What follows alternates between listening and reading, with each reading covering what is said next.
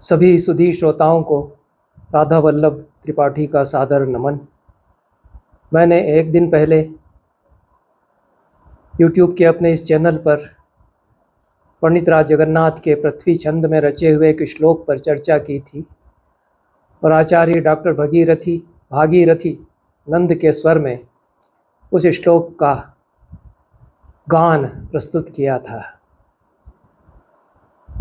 भागीरथी नंद एक विशिष्ट शैली में संस्कृत श्लोकों का गान करते हैं और उनके गान में उड़ीसा के पर्वतों से आने वाली गूंजें, बंगाल के बाउल गीतों की स्वर लहरियाँ विच्छुरित होती हैं, सम्मिश्रित होती हैं। उड़ीसा में भी संस्कृत श्लोकों की एक विशिष्ट गान शैली है जो उन्हें संस्कारों से मिली हुई है। मैंने जैसा सूचित किया था कि भागीरथी नंद स्वयं संस्कृत के अच्छे कवि हैं, अच्छे गद्यकार हैं। कहानियाँ उन्होंने बहुत ही अच्छी लिखी हैं। प्रांजल संस्कृत गद्य में अनुवादक वे बहुत बड़े हैं, हमारे समय के श्रेष्ठ संस्कृत अनुवादकों में हैं और श्लोक रचना उनकी बड़ी प्रशस्त हुआ करती है। कविता भी उनकी रसझरी प्रवाहित करने वाली, पृथ्विका मध्य निर्यन रसन रसझरी माधुरी भाग्य बाजाम वाचाम आचार्यतायः पदमनुभवितुम कोस्ति धन्यो मदन्यः। पंडित राज जगन्नाथ ने अपनी कविता पर गर्वोक्ति करते हुए कहा था। एक अंश तक इस गर्वोक्ति को उनकी कविता चरितार्थ करती हुई लगती है। भागीरथी नंद ने कई प्रकार की कविताएं संस्कृत में लिखी हैं। विविध विधाओं में उन्होंने रचनाएं की हैं। पारंपरिक छंदों में भी, मुक्तक छंद में भी और छंदों में, अनेक छंदों में उन्होंने अपनी कविता को विन्यास दिया है। पर पृथ्वी छंद लिखने वाले विरल कवियों में से वे हैं, जैसा मैंने कहा था। पृथ्वी छंद में उनकी कुछ रचनाएं उन्हीं के स्वरों में मैं प्रस्तुत करूंगा और हिंदी में उनका सार भी बताता चलूँगा। कई विषयों पर पृथ्वी छंद में भागीरथी नंद ने कविताएं लिखी हैं। विषय विस्तार और विविधता उनमें बहुत है। वे स्तोत्र काव्य भी लिखते हैं, अन्योक्तियाँ भी लिखते हैं, समसामयिक विषयों पर भी लिखते हैं, समाज की ज्वलंत समस्याओं पर भी लिखते हैं। जगन्नाथाष्टकम उन्होंने लिखा है संस्कृत में और उड़ीसा से जो आया हुआ है आस्थाशील भक्त है और जगन्नाथ पर तो भक्तिभाव से कुछ पद्य रचेगा ही। जगन्नाथ पर रचे हुए स्तोत्रों में समर्पण भाव के साथ सौंदर्य बोध की छटाएं व्यक्त होती हैं। जगन्नाथाष्टकम का एक श्लोक है, प्रफुल्ल नव मल्लिका सुरभि सिक्त बाहुधरा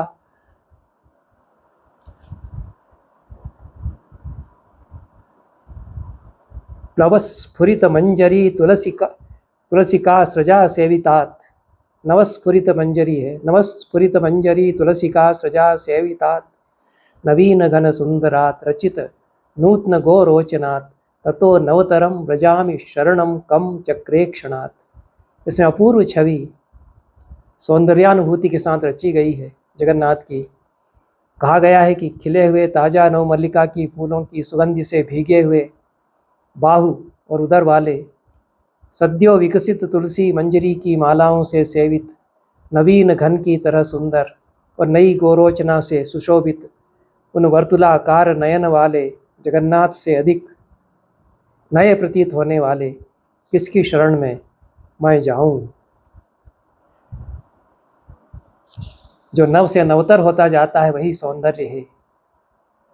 माघ सौंदर्य की यह परिभाषा ही देते हैं। क्षणे क्षणे यन नूतनताम उपेति तदेव रूपम रमणीयताया। रमणीयता शब्द का प्रयोग करते हैं। भक्त को अपना आराध्य प्रतिक्षण नवीन और सुंदर से सुंदरतर होता हुआ लगता है, यही इस कविता में कहा गया है। और जो रूप है, रूप और रस माधुरी की कविता भागीरथी नंद अपने जगन्नाथाष्टकम में रचते हैं। प्रफुल्लनवमल्लिका सुरभिषिक्तबाहूदरा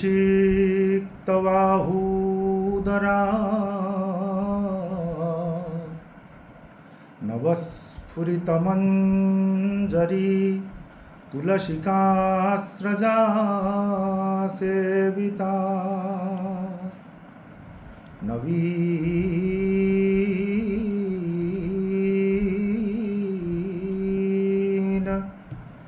नवीन घनसुन्दरात् रचितनूत्नघोरोचनात् ततो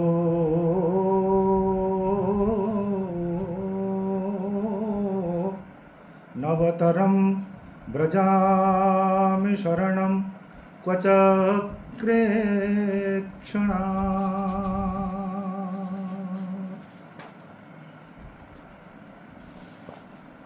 अबाहु दरबाहु सन्तृटितबाहु किं बाहुति स्वभक्तजनकैतवा कुलितशब्दसङ्क्रोशिता सुखप्रदवराभयप्रदतयापि सम्प्रार्थिता ततो वरकरं क्वयामि शरणं महाबाहुतः।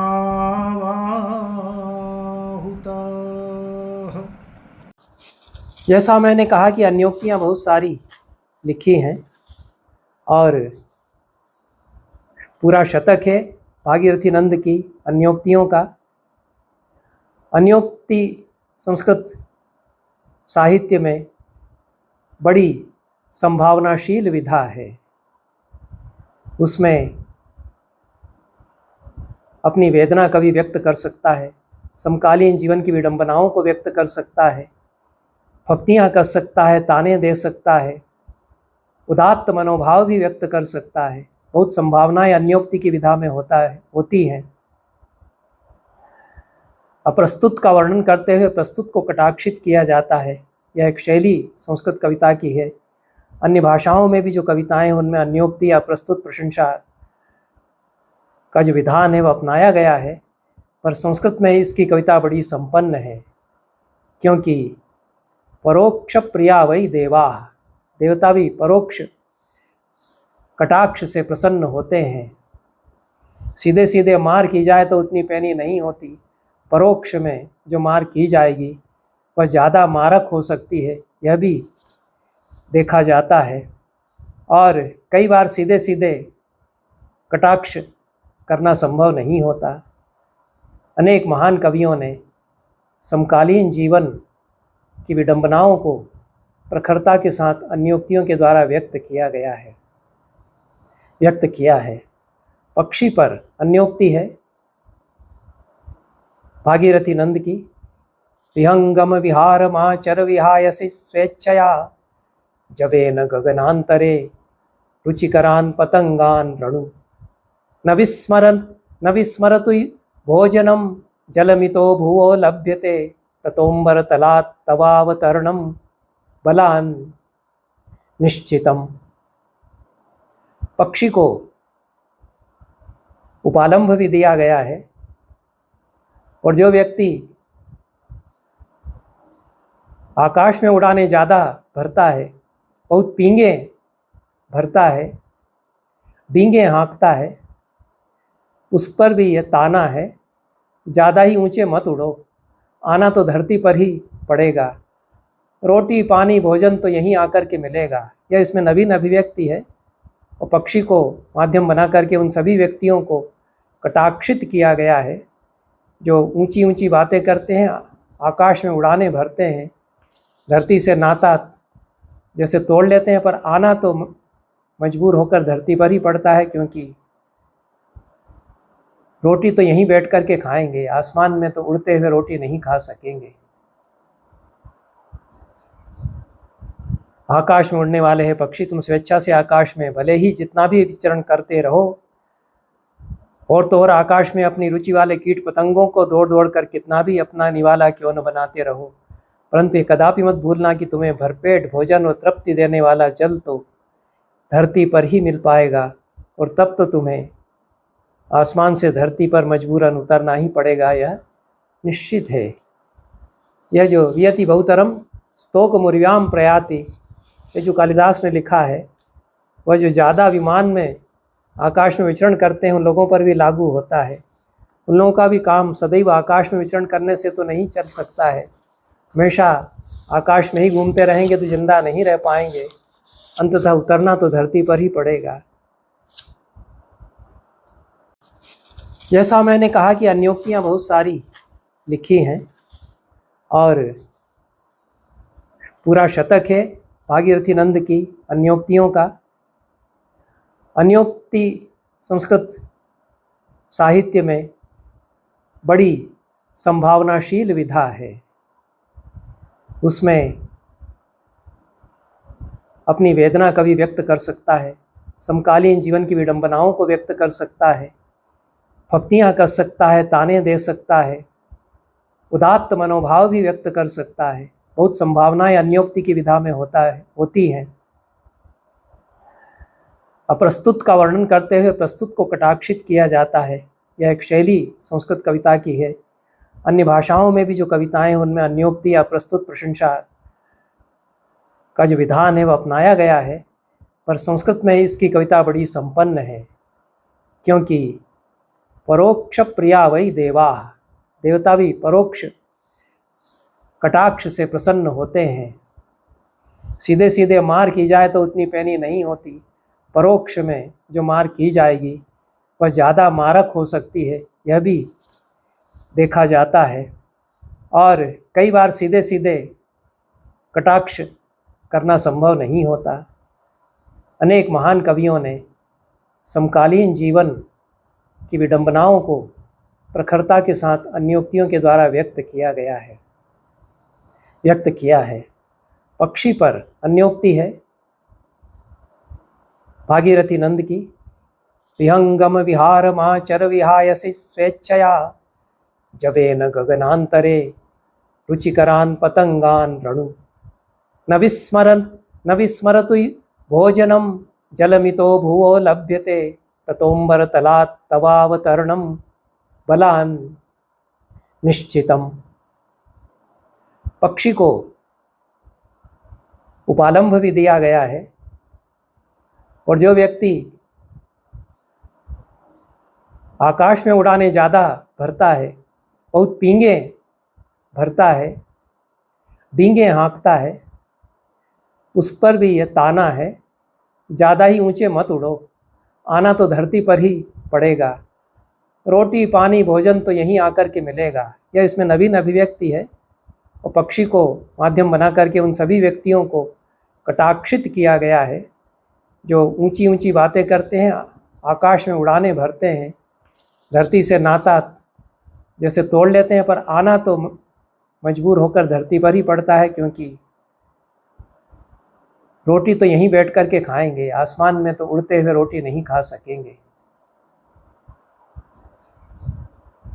आकाश में उड़ने वाले हैं पक्षी, तुम स्वेच्छा से आकाश में भले ही जितना भी विचरण करते रहो, और तो और आकाश में अपनी रुचि वाले कीट पतंगों को दौड़ दौड़ कर कितना भी अपना निवाला क्यों न बनाते रहो, परंतु ये कदापि मत भूलना कि तुम्हें भरपेट भोजन और तृप्ति देने वाला जल तो धरती पर ही मिल पाएगा, और तब तो तुम्हें आसमान से धरती पर मजबूरन उतरना ही पड़ेगा, यह निश्चित है।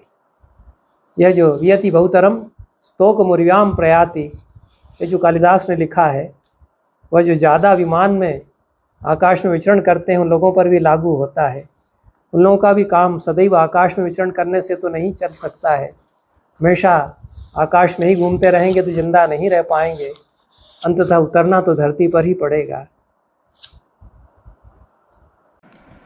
विहंगम विहंगम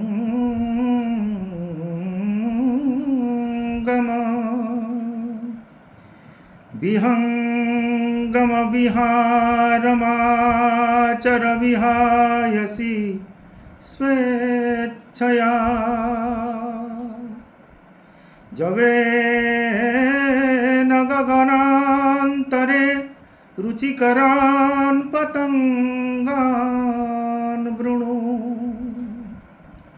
न विस्मरतु भोजनं जलमितो भुवो लभ्यते ततोऽम्बरतलात् तवावतरणं बलान्निश्चितम्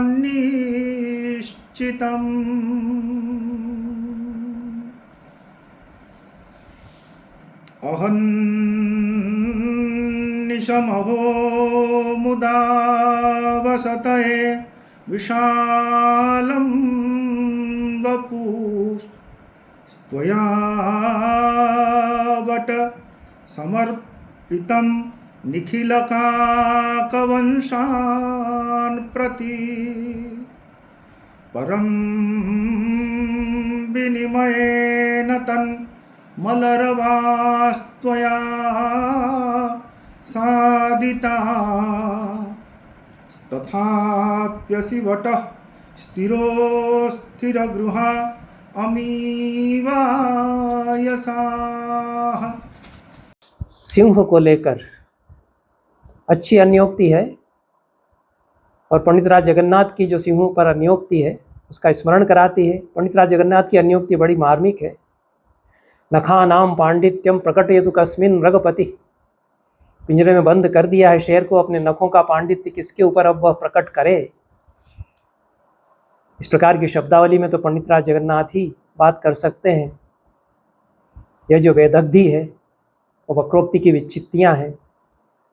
सिंह पर अन्योक्ति करते हुए भागीरथी नंद कहते हैं, पुरातिगन कानने कर्मृगादि भक्षान्विते नदी शिखरी संकुले महति यस्य यातं वयः सपंजरगतोऽधुना करवितीर्ण मांसादनो भयेन भयदायको मृगपतिः कथम वर्तताम। यह भी पिंजरे में बंद शेर पर मार्मिक उक्ति है। खरगोश हिरण आदि पशुओं के आहार से युक्त नदियों और पहाड़ों से भरे हुए बड़े और अत्यंत घने जंगल में पहले जिसने उम्र बिताई वही भयंकर शेर आज भय से पिंजरे में बैठकर हाथों से परोसे गए टुकड़ों को खाकर कैसे जी रहा है। जो भयदायक था वह भयभीत है, आदमी से डरता है, उसके टुकड़ों पर पलता है। यह विडंबनाजनक स्थिति है और इस प्रकार की विडंबनाजनक स्थिति पंडित राज जगन्नाथ ने भी पुरा सरसी मानसे विकच सारसालिस खलत पराग सुरभीकृते पयसि यस्य यातं वयः। पूरे जो मुगल काल के दरबार में रहते हुए विडंबनाएं झेली। जैसे जैसे स्थितियां बदली, शाहजहां के समय तक तो बड़ा सम्मान था, उसके बेटे आपस में जब लड़ने लगे पंडित राज जगन्नाथ ने भी वह समय देखा। तो मराल कुल नायक कथम कथय रे कथम वर्तताम, वे कहते हैं वह हंस अब कैसे रहे उस सरोवर में इत्यादि कहते हैं।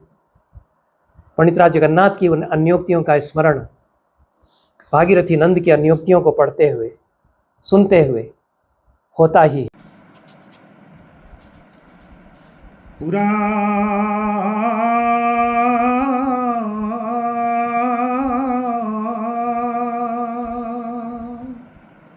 पुराति घनकानने खरमृगादिभक्ष्यान्विते नदी शिखरि संकुले महति यस्य यातं वयः सपञ्जरगतोऽधुना करवितीन्न मांसादनो भयेन भयदायको मृगपति कथं वर्तते। ग्रीष्म परान्योक्ति है, ग्रीष्म परान्योक्ति है भागीरथी नंद की। निदाघ तीखे घाम से भरी हुई गर्मी के लिए आता है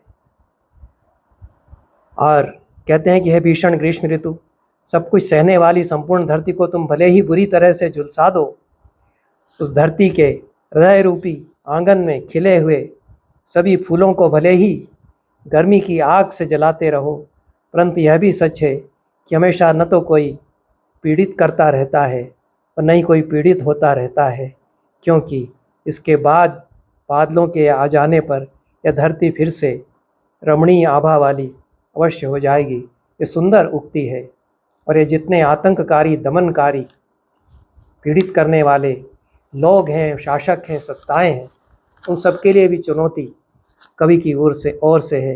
निदाघ परितापया परितापय अखिल भुवम नु सर्वम सहाम। सर्वम सहा शब्द का प्रयोग कितना सुंदर किया है।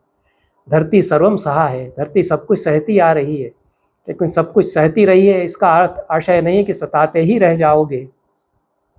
अंत तो तानाशाही का, दमन चक्र का होगा ही। शब्दावली इसकी बड़ी सुंदर है। दहापि हृदयांगने विकसितानि पुष्पाणि च।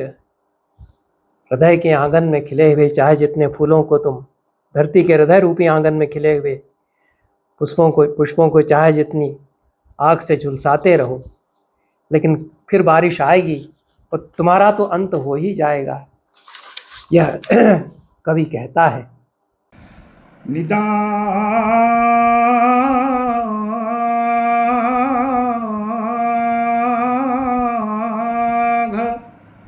निदाघ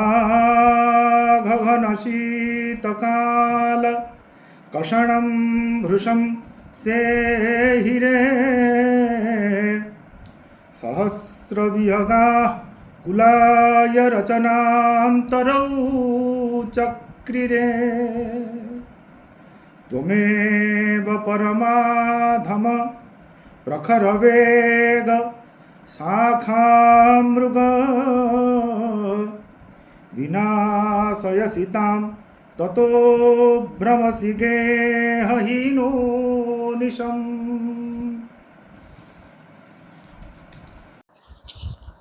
भागीरथी नंद ने देशभक्ति की अनेक कविताएं लिखी हैं और पृथ्वी छंद में ये सारी कविताएं हैं जो विपक्ष है, विपक्षी देश है, उसको चुनौती देते हुए ओजस्वी बंध की कविताएं उन्होंने पृथ्वी छंद में लिखी हैं।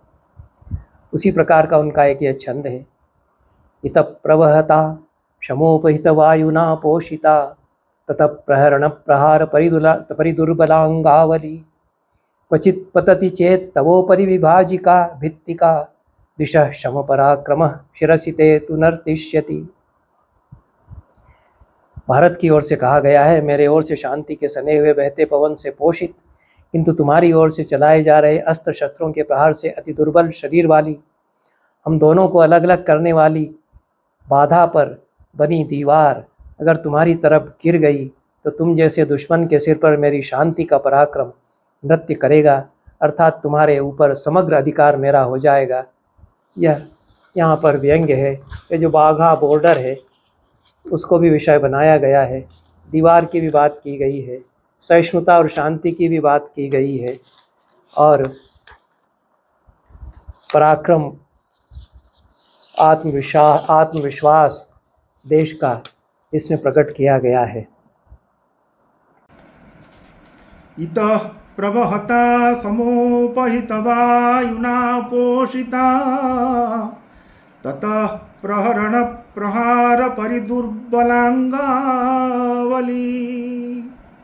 क्वचित् पतति चेत् तवोपरि विभाजिका भित्तिका दुषाः समपराक्रमः शिरसि ते तु नर्तिष्यति।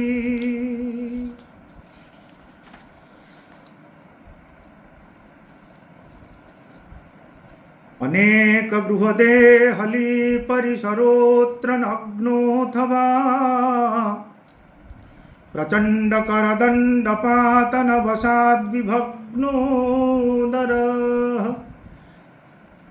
निरीहरुधिरैर्नदी विरचिता च हिंस्रैर्नवा विभाजन विभीषिका क्षतविवर्धिका साम्प्रतम्। बहुत मार्मिक पद्य भागीरथी नंद ने विभाजन की विभीषिका पर लिखे हैं। विभाजन विभीषिका शीर्षक से ही उनके पद्य हैं।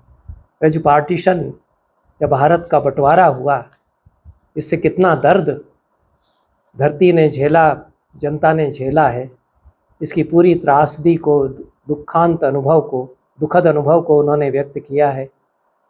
कई बार ये कहा जाता रहा है कि संस्कृत के लेखकों ने, कवियों ने विभाजन की विभीषिका को विषय नहीं बनाया, कम लोगों ने बनाया है। और उन लोगों पर आश्चर्य होता है जो लाहौर में पंडित भाग करके आए, उन्होंने विभाजन को लेकर के अपने अनुभवों पर कुछ नहीं लिखा। वो तो प्रशस्ति काव्य आकर के लिखने लग गए यहाँ पर। उनके तो अपने अनुभव थे। यशपाल ने कितना बड़ा उपन्यास, महाकाव्यात्मक उपन्यास लिख डाला। उस उपन्यास के कारण वो बड़े लेखक बने। अपने आप में इतने बड़े लेखक वे नहीं थे। संस्कृत के कवियों ने अवसर साहित्य में जो प्राप्त उनको हुआ था, उस पूरी विभीषिका को संसार को बताने का, संस्कृत के पाठकों को बताने का उसका उपयोग नहीं किया। पर भागीरथी नंद ऐसे हैं जो बहुत समय बाद उसको विषय बनाते हैं। क्वचित, ये सुंदर मार्मिक पद्य हैं। क्वचित पद्महो क्वचित करयुगम क्वचित जानुनी क्वचित ललित मूर्धजम व्रतशिरः क्वचित पंजरम उपद्रवपरायणैरसिभिरेव लूनम वपुर्विभाजन विभीषिका क्षत विवर्धिका सांप्रतम। ये जो घाव रिस रहे हैं विभाजन के, उनकी बात की गई है। और जो दर्दनाक खौफनाक दृश्य विभाजन के थे, उनको फिर से जिया गया है। हाय कैसा विभत्स रुला देने वाला दृश्य है। कहीं पर कटा हुआ पैर पड़ा है, कहीं दोनों हाथ, कहीं घुटने, कहीं बिखरे बालों वाला कटा सिर, तो कहीं कंकाल पड़ा हुआ दिखाई दे रहा है। कहीं पर उपद्रवियों, दंगा करने वालों ने तलवारों से ही शरीर के टुकड़े टुकड़े किए हैं। विभाजन की भीषणता अभी भी घाव को बढ़ाने वाली बन रही है। ये विभाजन की विभीषिका पर मार्मिक पद्य उनके हैं। क्वचित् पदमहं क्वचित् पदमहो क्वचित् करयुगं क्वचित् जानुनी क्वचित् लुलितमूर्धजं मृतशिरः क्वचित् पंजरम् उपद्रवपरायणैः अशिभिरेव लूनं वपु विभाजन विभीषिका क्षतविवर्धिका साम्प्रतम्। न कोऽपि जनको न कापि जननी न वा सोदरो न कापि भगिनी न कोऽपि तनयो न कन्याथवा जनास्तु करवालपातन भयात् बलाद्राविता विभाजन विभीषिका क्षतविवर्धिका साम्प्रतम्। संस्कृत के अनेक आधुनिक कवियों ने, हमारे समय के कवियों ने शाटिका पर रचनाएं की हैं। हर्षदेव माधव की तो बड़ी मार्मिक रचनाएं हैं शाटिका को लेकर, स्त्री और पत्नी को लेकर भी, और बड़ी ही भावगर्भित व्यंजना प्रधान श्लोकावली शाटिका को विषय बना करके भागीरथी नंद ने भी प्रस्तुत की है। और स्त्री को पूरी गरिमा में प्रस्तुत करते हुए शाटिका के माध्यम से उन्होंने अन्योक्ति की है। श्रुता सकल मानवात्म परिपोषिका शाटिका सुरेंद्र कुलिशम तृणीकृत बलम विधत्ते व्रता निदाग हिम शीतला तपमयी च शीतागमे सदा निरुपमच्छविर जगति भास्वरा राजते। समस्त मानव समाज की आत्मा को पोषण करने वाली साड़ी प्रसिद्ध है। वह पहनी हुई इस साड़ी के सामने इंद्र के वज्र की शक्ति भी तिनके की तरह बलहीन है। यह साड़ी गर्मी में बर्फ़ की तरह ठंडी और जाड़े में तेज धूप की तरह गर्म, सदैव अनुपम सुंदर और दीप्तिमयी, संसार में प्रकाशमान है। इस तरह का एक और छंद उनका है। इन दोनों छंदों के पाठ के साथ भागीरथी नंद की कविता पर यह चर्चा मैं समाप्त करता हूँ। श्रुता सकलमानवात्मपरिपोषिका शाटिका सुरेन्द्रकुलिशं तृणीकृतबलं विधत्ते वृता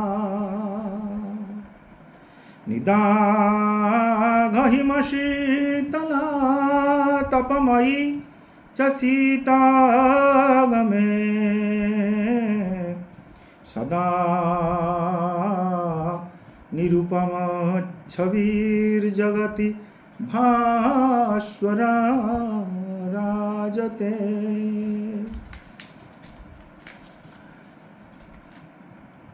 क्वचिद्धरितशस्यभूश्रमसमुत्थिते कर्दमे क्वचित् खनितले शीतोपलसमुद्धृतौ शर्बतः